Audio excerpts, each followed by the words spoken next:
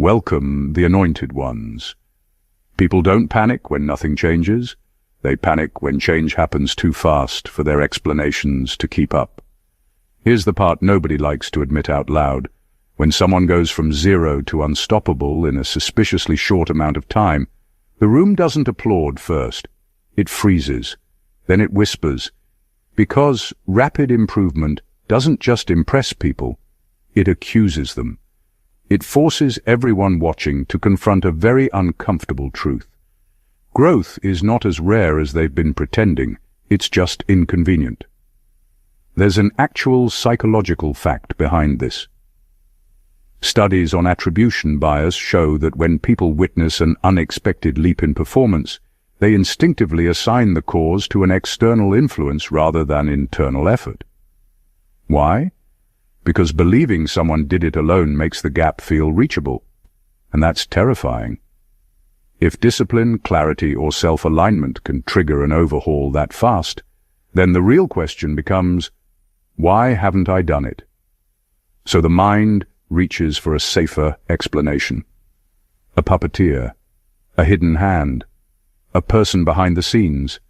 That's where you come in. Not because you engineered anything, but because you happened to exist near the moment the switch flipped.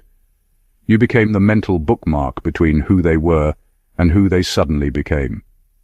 To observers, your presence feels too coincidental to ignore, so they rewrite the story until it feels comfortable. Credit gets reassigned, responsibility gets redistributed, and suddenly, you're not just a bystander. You're the unofficial architect of someone else's glow-up. There's also a quiet layer of humor in all this if you step back far enough. People will ignore years of effort, private discipline, and internal chaos, but confidently conclude, yeah, it was probably that one person they were around. Human logic is fascinating like that, deeply sophisticated when it wants to be, and impressively lazy when accountability shows up uninvited. So no, this isn't really about a player leveling up fast. It's about how people react when their mental math stops working, when timelines collapse, when progress refuses to move at the polite, socially acceptable pace everyone else agreed on. And once that happens, someone has to carry the explanation. Whether you asked for it or not, they decided that someone is you. Number 1. Your presence disrupted their baseline, and people confuse disruption with control. Most people don't realize how fragile normal really is. Normal is just a shared agreement to move at the same speed, expect the same outcomes, and stay comfortably predictable. So when someone suddenly accelerates mentally, emotionally, financially, creatively, it doesn't register as progress first. It registers as a disturbance. Something broke the rhythm. Something shifted the balance. And whenever a system is disrupted, the human instinct isn't to understand it, but to locate who caused it. That's where you come in. You didn't push, plan, or program anything. You didn't sit anyone down with a blueprint for transformation. You simply existed differently in the same space. Different pace, different tolerance for nonsense, different way of responding to pressure. That difference alone is enough to destabilize a stagnant environment. People don't notice stillness until motion enters the room. Here's the uncomfortable truth. When a person improves rapidly, observers don't want to believe the change came from internal decisions. That would mean the same option has always been available to them. So instead, they look for a controller, someone who triggered it. Influence feels less threatening than accountability. Control feels safer than choice. The moment you were present before the overhaul, your presence became the explanation. Not because it's accurate, but because it's convenient. You became the story that protects everyone else from asking harder questions about effort, discipline, and delayed courage. It's easier to say you disrupted the baseline than admit the baseline was weak to begin with. What people miss is that disruption doesn't require authority. It doesn't require intention. It only requires contrast. When someone sees another way of being, calmer under pressure, sharper in decision-making, more deliberate with time, it creates friction. That friction wakes something up. And once awakened, movement happens fast. So when the jump looks dramatic, people mistake the disruption for control. They confuse the spark with the engine. They see the timing and assume orchestration. In reality, all you did was expose how low the bar had been set. And once that bar moved, everything else had no choice but to follow. Number 2, you didn't coach them. You mirrored what they were avoiding. Change rarely comes from instructions or advice. People love to think a nudge, a speech, or a pep talk is enough to ignite transformation, but real overhauls are quieter and much more ruthless.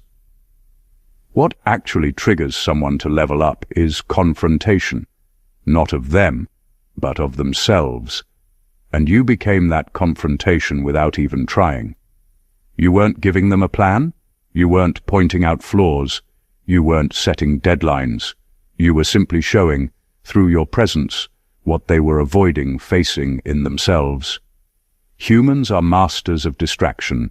They will busy themselves with strategy, excuses, or comparisons to avoid that uncomfortable mirror. But when someone comes along who refuses to fit into the same excuses, refuses to bend to the inertia, it exposes the gaps everyone else is running from. Your life, your choices, your energy, your standards, they reflected what they feared acknowledging, and that reflection is far more powerful than 1,000 pep talks. It forces action, and action is the mother of transformation. Observers see the outcome and assume you actively pulled strings. They say you coached them, pushed them, or somehow masterminded the change. They give you the credit because it's easier to externalize growth than admit the person inside finally got honest with themselves. But the truth is, you were a mirror. You created no plan. You didn't strategize. You just existed authentically, and that existence shined a light on what the player had been avoiding. The parts of themselves they were too scared, lazy, or stubborn to fix. This is why disruption looks like influence. The leap in progress appears deliberate, coordinated, intentional. But what happened is far subtler and far more powerful. You were the contrast, the natural tension that makes them uncomfortable enough to act. And once they acted, once they faced the internal gap, momentum became inevitable.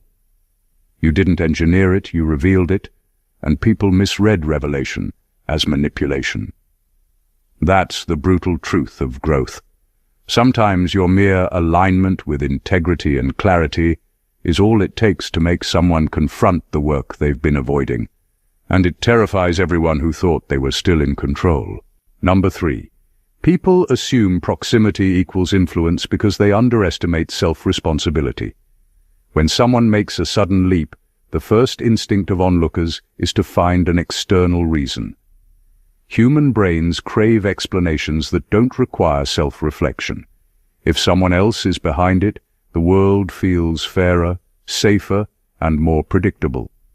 That's why your proximity to this player instantly became the cause in everyone's eyes. They saw you, they saw the change, and their minds stitched the two together. It's a simple shortcut, a mental cheat code that spares them from confronting the uncomfortable truth. Real growth comes from within, not from someone else's presence.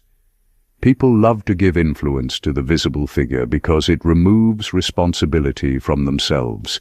They ignore the countless hours of private effort, the self-discipline, the failures, the self-inflicted pressure that actually built the transformation. Those pieces are invisible, inconvenient, and frankly, exhausting to acknowledge. So the narrative shifts. You become the reason they improved, the catalyst they couldn't have done it without. Observers feel safer telling that story because it lets them keep believing their own lack of progress is someone else's fault, or someone else's fault for failing to help them. Proximity feels like power, but it's an illusion. You could have walked past and done nothing, and the player may have still leveled up, but the timing of your presence makes you the easy explanation. Human minds crave causality, and when it comes to success, it's far easier to attribute it externally than to internal effort. That's why people misread correlation as causation and assign agency where there was none. The truth is, you didn't make anyone grow. You didn't hand them skills, force motivation, or dictate their path. You simply existed near a person ready to take action. Your proximity highlighted the potential they were ignoring. And for anyone watching from the sidelines, it was easier to say you were in control than admit that the player owned their own transformation. That misperception is powerful because it elevates you in the story without you touching the engine of change. People will always underestimate self-responsibility because it's inconvenient to admit that growth is messy, painful, and entirely internal. Number 4. The overhaul threatens observers, so they need a story that minimizes it. When someone explodes from zero to unstoppable, it does more than impress people. It makes them uncomfortable. It threatens their assumptions, shakes the foundation of what they thought was predictable, and exposes the reality they've been avoiding. That transformation is possible for anyone willing to do the work. That threat is subtle but powerful. People don't confront it directly because that would force them to question their own choices, routines, and excuses. Instead, they build a story that minimizes the achievement, and the easiest target to blame or credit is the person closest to the change. You. The mind loves narratives that reduce uncertainty. A sudden rise makes the world feel chaotic. People crave order, and the human brain resolves chaos by assigning agency. If they can say, "Oh, it wasn't them, it was that person influencing them," then the gap suddenly makes sense. The threat vanishes. The transformation is no longer a challenge to their assumptions about effort, discipline, and timing. It becomes an external event, something manipulated from outside. You become the invisible hand, the mastermind they can point to, rather than the inconvenient reminder that growth is messy, personal, and unstoppable when the right choices are made. What's fascinating is how often this happens without any malicious intent. People don't lie to harm you. They lie to stabilize their own reality. The faster and cleaner the transformation appears, the harder it is for observers to accept that it came from within the player. Humans are wired to simplify. Complexity is uncomfortable, so you, by mere presence, become the narrative shortcut. You are the explanation that allows everyone else to breathe again. Meanwhile, the player quietly steps into a new reality, while everyone else debates who made it happen. That's the irony. The real work was done in silence, by the person changing. But perception doesn't reward effort, it rewards visibility. You didn't orchestrate it, but your proximity made it believable to the outside world that you did. That perception is powerful because it gives you influence without effort, simply by being a witness to transformation that the world isn't ready to understand. Number 5. You became the symbolic before and after marker in their timeline. People don't notice slow change. They barely register it when someone improves gradually over months or years. But when a person shifts dramatically in a short period, human brains instinctively search for a reference point. We need context to process transformation, and that's where you slip into the story. You didn't do the work, you didn't hand out instructions, and you didn't manipulate outcomes, but your presence created a natural bookmark. There's a clear before you and after you, and the mind seizes on that because it's easier to digest than acknowledging the messy, invisible grind that actually caused the shift. The reality is that the player's journey was internal, private, and entirely their own. Late nights, mental battles, missed attempts, and countless small decisions built the foundation for the leap. Nobody sees that. Human brains are lazy when it comes to credit. It's far simpler to attach a visible figure to the narrative than to recognize that transformation is often lonely and unglamorous. That's why your existence near the right moment becomes a mental shortcut. You're the punctuation in their story, the and then, that allows observers to connect the dots without doing the uncomfortable work of understanding effort, strategy, and internal courage. Once people latch onto this symbolic role, perception amplifies it. Every improvement, every confident step, every visible success is subconsciously attributed to your influence. They might talk about your presence, your standards, or the energy you bring. But the real engine of change is invisible. They don't see the countless small choices the player made because they can't handle the truth. Growth is personal, relentless, and unmediated. This symbolic placement is powerful because it gives you unearned credit without you taking a single action. The player's evolution is real, but the story belongs in part to you in the minds of everyone else. You didn't shape the outcome. You didn't push the pieces into place. You simply existed at the pivot point, and human perception, desperate for a neat explanation, rewrote the narrative to make you the marker between what was and what became. It's subtle, it's psychological, and it's more influence than most people ever earn intentionally. Number 6, your standards quietly reset the room without you saying a word. Influence doesn't always come from speeches, commands, or grand gestures. Sometimes it comes from the quiet insistence of presence. People feel it immediately when someone operates on a higher level of clarity, discipline, or integrity than the environment has grown accustomed to. You didn't announce rules or hand out instructions, you just lived according to your own standards.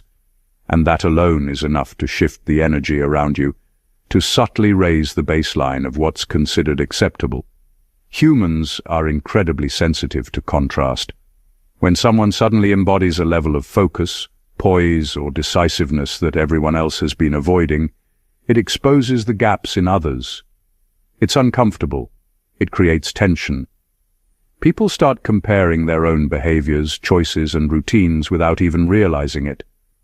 That tension is what accelerates change. It doesn't matter whether you intended to influence anyone. The sheer clarity of your presence forces people to adjust. And when someone in that room decides to act, to rise to meet the new energy, it looks from the outside like you made it happen, when in reality, you simply reset the floor without lifting a finger. What's fascinating is how invisible this process is. Nobody sees the moment they measure themselves against you. They only notice the results: sharper decisions, quicker action, newfound confidence, or the sudden alignment of priorities. They credit you because human brains need a story to explain sudden jumps. They assume influence was exerted, when in truth, the power was in your consistency, your uncompromising standards, and the silent example you set. Being the standard bearer doesn't require force, it doesn't require pressure, it just requires refusing to lower yourself to match mediocrity.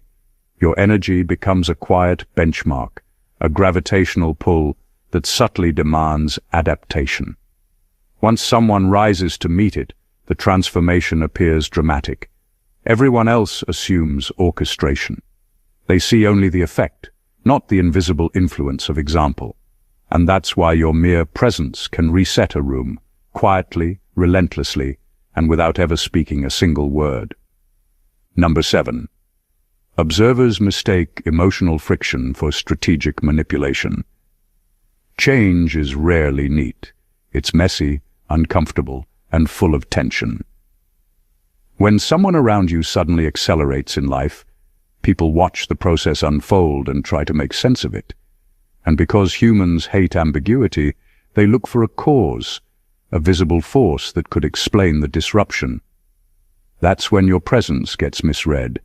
Any friction, any tension, any challenge that naturally arises is seen as a deliberate move on your part, as if you orchestrated the entire transformation like a chess master.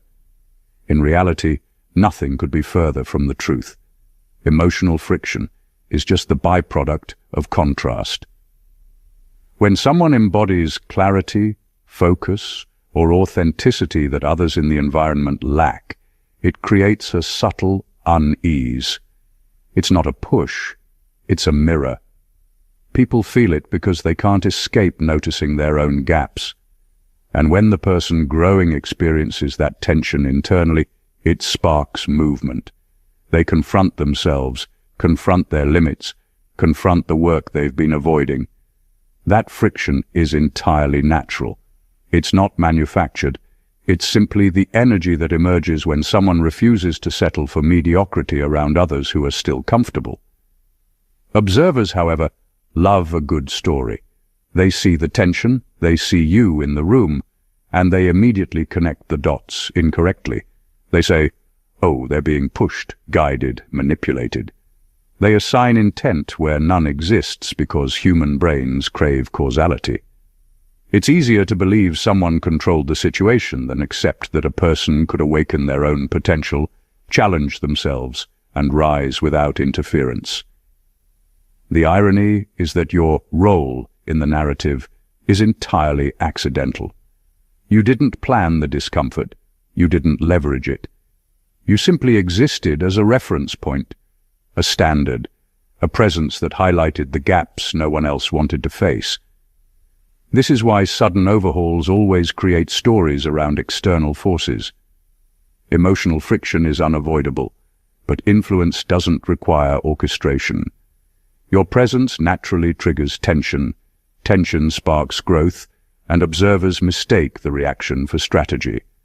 They credit manipulation, not the simple fact that some people rise when confronted with what they've been avoiding. You didn't push the player forward, you reflected their own untapped potential, and that is far more powerful than any deliberate move could ever be.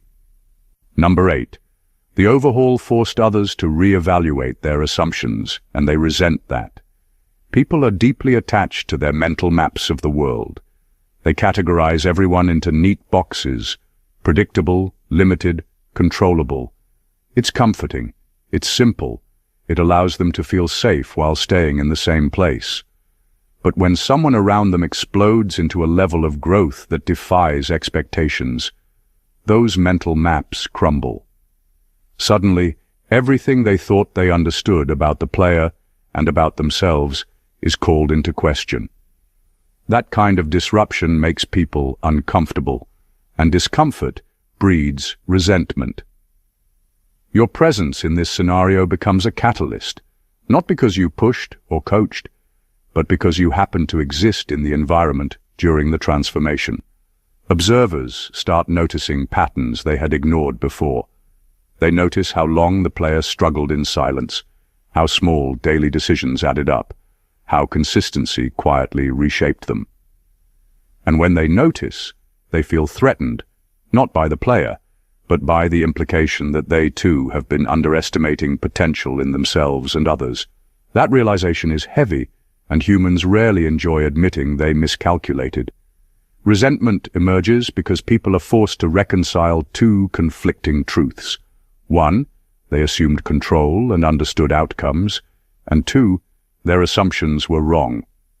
It's far easier to blame an external influence, you, than to sit with the uncomfortable knowledge that someone's growth was inevitable and deserved, and that they simply weren't paying attention. That blame shifts focus away from self-reflection and onto a visible target, giving observers a false sense of order.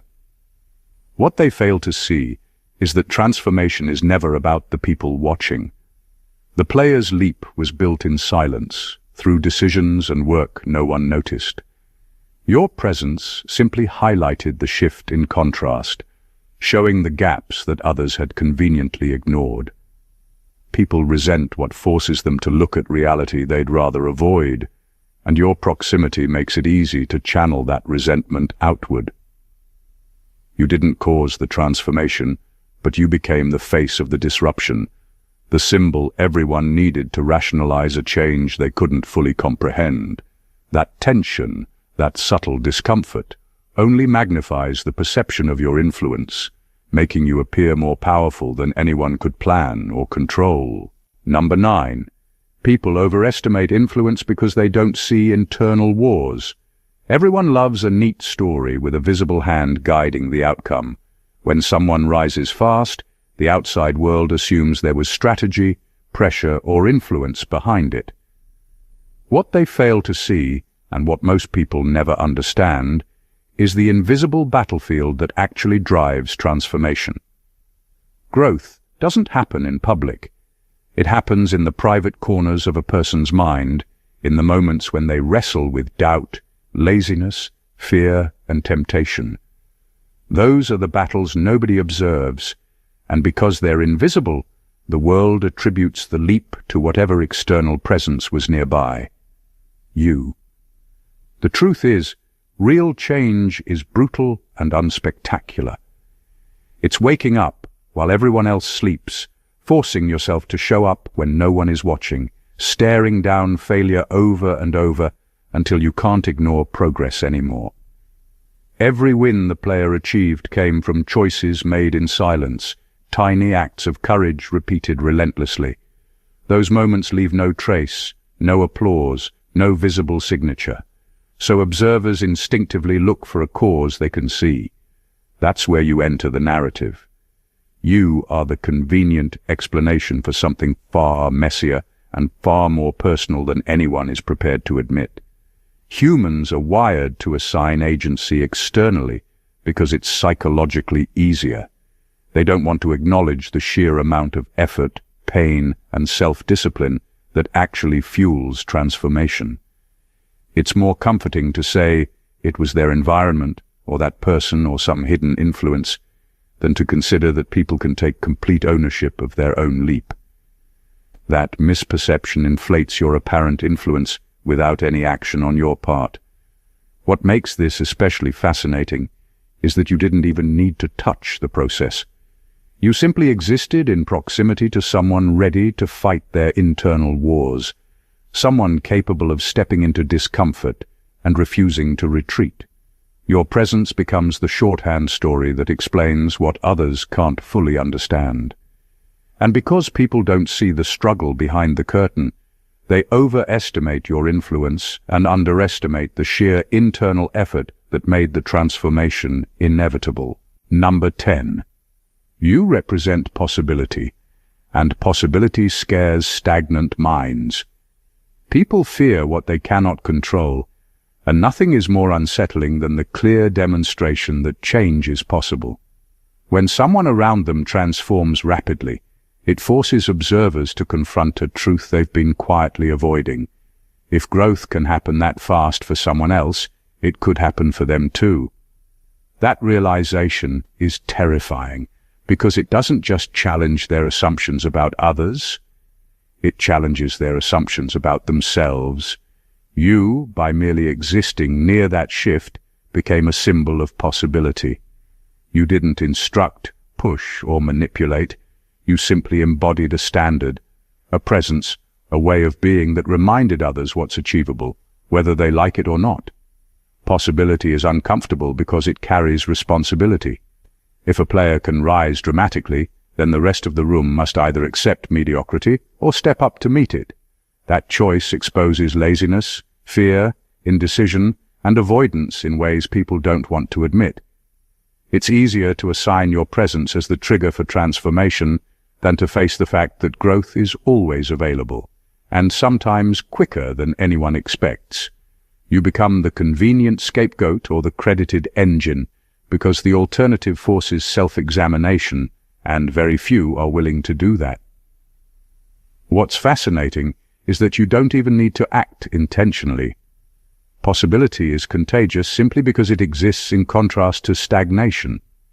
Your standards, focus, or energy create a visible line in the sand. People see it and feel the gap. That gap is uncomfortable. That gap is motivating. And yet it scares them so much they misattribute it to influence, rather than to the fact that growth is always possible if someone decides to claim it. The irony is sharp. You are perceived as the cause of something that was already inevitable because of someone else's choices. You're not the force. They are. But your presence makes the leap legible, tangible, and undeniable. Possibility terrifies because it shows people the gap between where they are and what they could be, and they cannot ignore it.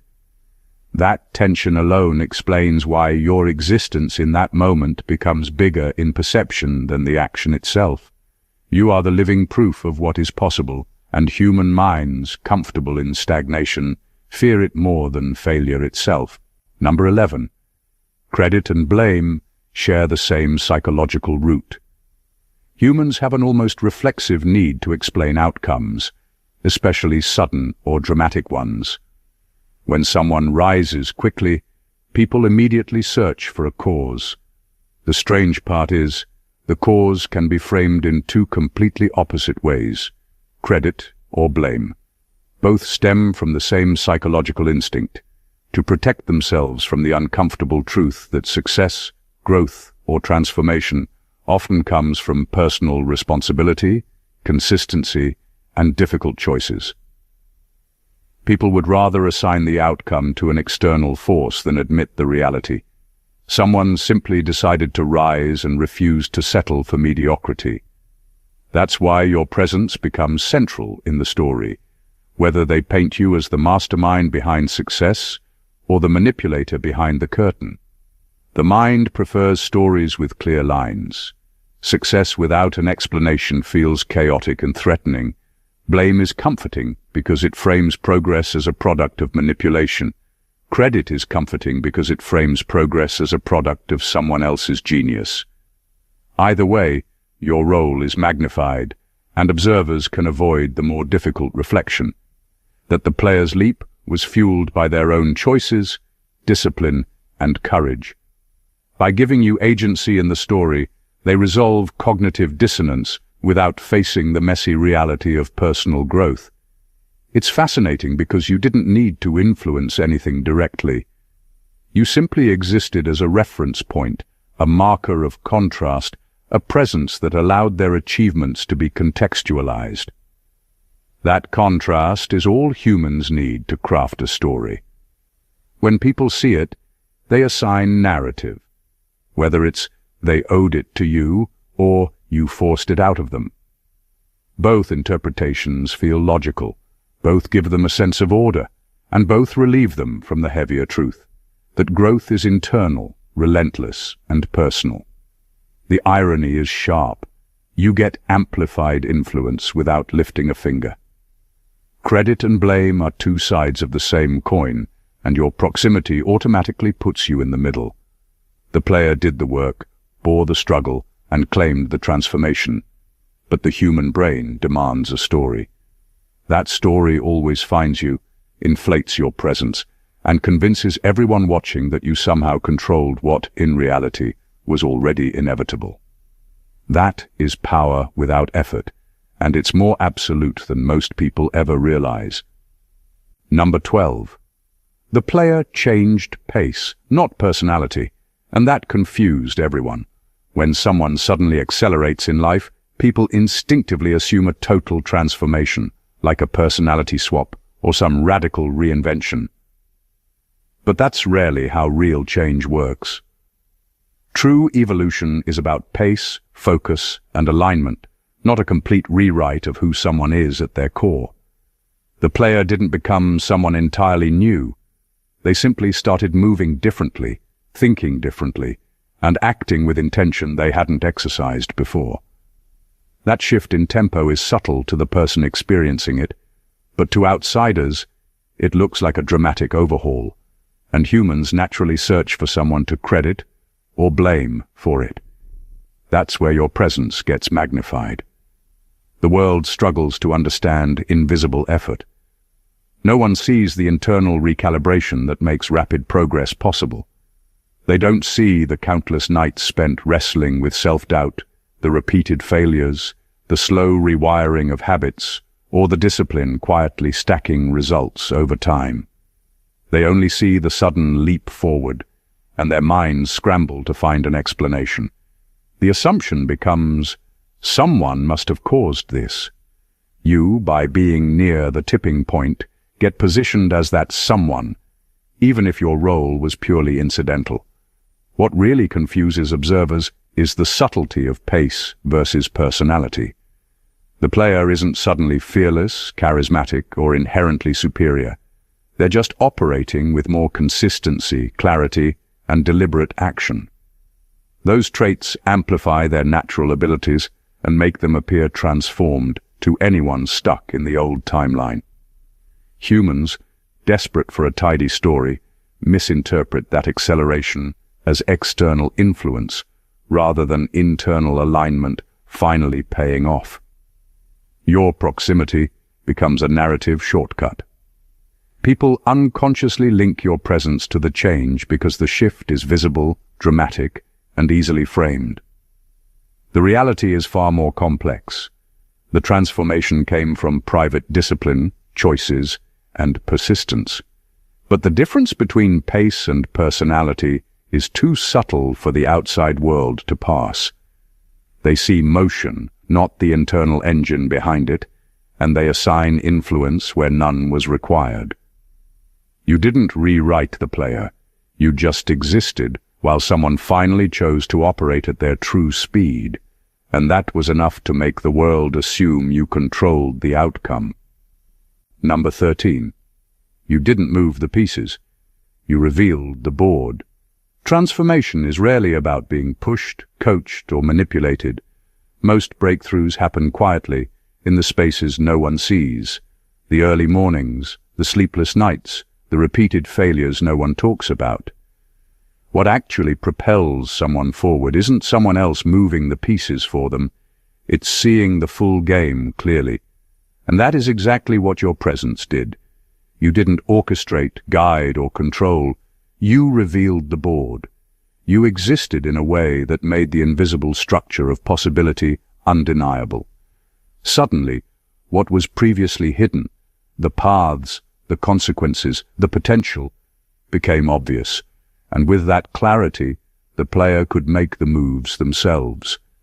The magic of revealing the board is that it shifts responsibility entirely onto the player. Once they can see the full layout, the gaps in their strategy, the doors they've been ignoring, the mistakes that have cost them, the choice to act becomes unavoidable. You didn't give them instructions.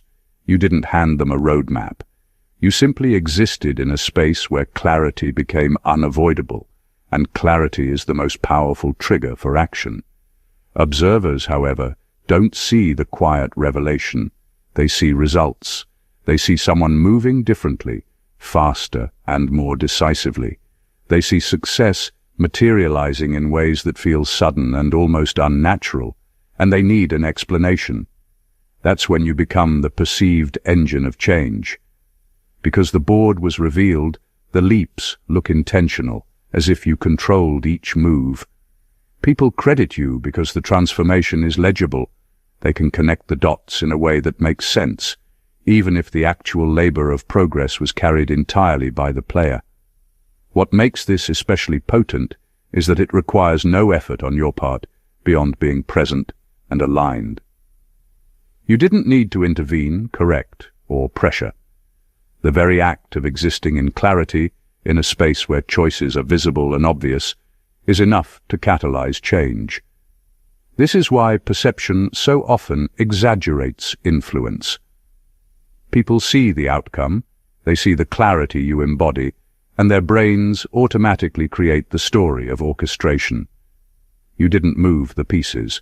You simply revealed the board, and in doing so, allowed the player to claim the transformation themselves, a truth far more profound than any external push could ever achieve. Number 14. The rumor exists because transformation is louder than truth. Truth is quiet. It unfolds in the shadows, in the private struggles no one witnesses. Every late night spent pushing limits, every self-imposed challenge, every moment of resistance against comfort, all of it builds the foundation for transformation. But none of that is visible. What the world sees is the leap, the sudden clarity, the accelerated success. And human brains, desperate for an explanation, automatically invent a story that can be told out loud. That story needs a face, a cause, a why, because raw effort and internal discipline are invisible and inconvenient to acknowledge. That's why the rumor exists, and why it points to you. Transformation is inherently loud. Results, confidence, presence, and energy scream in ways private effort never can. Observers interpret what they can measure and see, not what they can't. They connect the visible dots, assign cause, and suddenly your name is at the center of a narrative you didn't write. You didn't direct, push, or manipulate. You didn't orchestrate the growth. But when someone's evolution becomes undeniable, and the real process is hidden from view, the human brain chooses a simpler, more digestible story. Someone must be behind this. That someone becomes you. The rumor works because it makes sense in the context of human psychology. People hate chaos and unpredictability. They crave stories with agency and order. Transformation, by its nature, defies easy comprehension. It's the noise that demands attention, while the truth, the slow, private grind, is silent, uncelebrated, and invisible. So the world writes a narrative that can be discussed openly, analyzed, and shared. Your presence fits perfectly into that narrative, whether you had any involvement or not. Ironically, you benefit from the rumor without trying. It elevates your perceived influence, magnifies your presence, and assigns you a power you didn't actively claim. That's the paradox of human perception.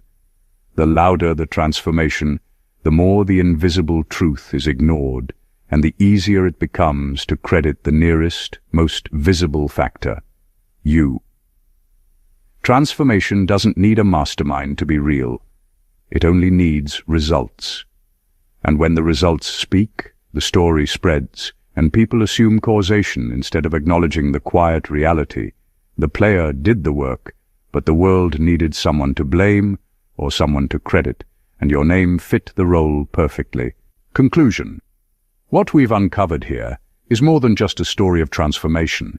It's a lesson in perception, psychology, and the invisible forces that shape how people interpret success. The truth is brutal, fascinating, and often misunderstood.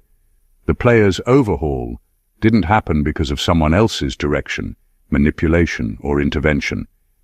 It happened because of their own relentless choices, their internal discipline, and their willingness to face uncomfortable truths that no one else could see. And yet, human nature has a way of bending reality to fit convenient narratives. Your presence, your energy, your standards, and the timing of your proximity made you appear as the spark, the catalyst, the engine behind a leap that was already inevitable. That perception, whether fair or accurate, is powerful because human brains are wired to assign agency externally. Every point we've explored, from disruption and mirrored reflection to perceived influence, emotional friction, and the creation of stories, reveals the same subtle truth. Transformation is always louder than the quiet, invisible work that drives it. Observers latch onto the visible. They assign credit or blame, and in the process, the real architects of change often remain hidden. You didn't orchestrate the transformation, but your mere existence in that space magnified its visibility, highlighted possibilities, and made the leap legible to everyone watching. The fascinating paradox is that you gain influence without having moved a single piece. Your presence became the narrative anchor, the before and after marker, the unavoidable contrast against which growth could be measured. This is the power of perception intertwined with reality. It reminds us that human achievement is messy, internal, and largely invisible. Yet the world will always need a story to digest it. You are part of that story, not because you manipulated it, but because transformation requires witnesses, and human minds crave explanation. That is the quiet, understated power you carry, to exist in a way that reveals potential, sets standards, and creates contrast, all without taking a single direct action. If this breakdown opened your eyes, gave you a deeper understanding of influence, or made you see transformation in a way you've never considered before, then don't keep it to yourself. Subscribe to the channel for more insights that go beyond the surface. Hit that like button if this resonated. Leave a comment sharing your thoughts or experiences, and share this video with anyone who's ready to see the unseen forces shaping growth. The truth is out there, and it's far more powerful than anyone realizes. God bless you.